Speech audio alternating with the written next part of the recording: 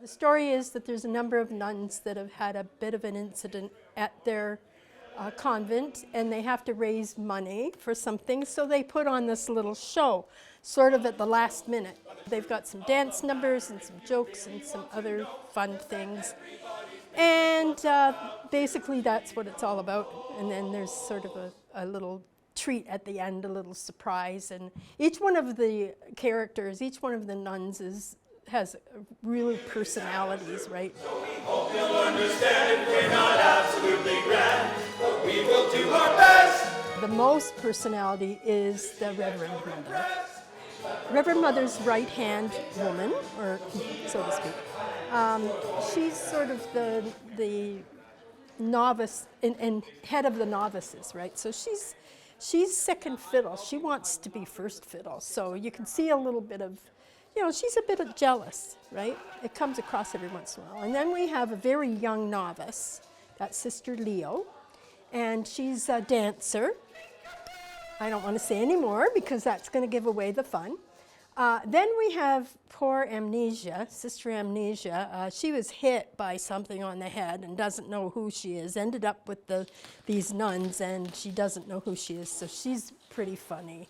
Then we have Robert Ann, who comes from somewhere in New York, probably the Bronx, and she's a little tough and rough and street smart. Just to kind of keep us going.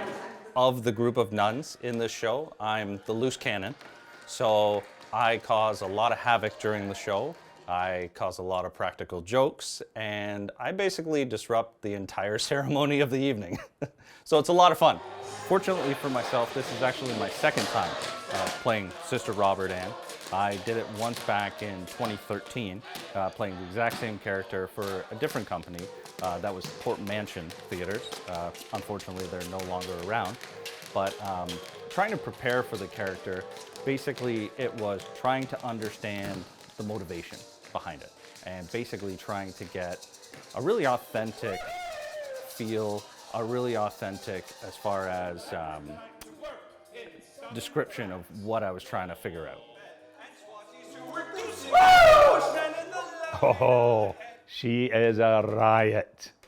So Mary Regina, I think if you ever saw Robin Williams when he was pretending to be the woman and he was just larger than life, that's what Mary Regina is. She's supposed to be very uptight and straightforward, but as soon as she gets into the show, it is crazy because she just gets carried away with it.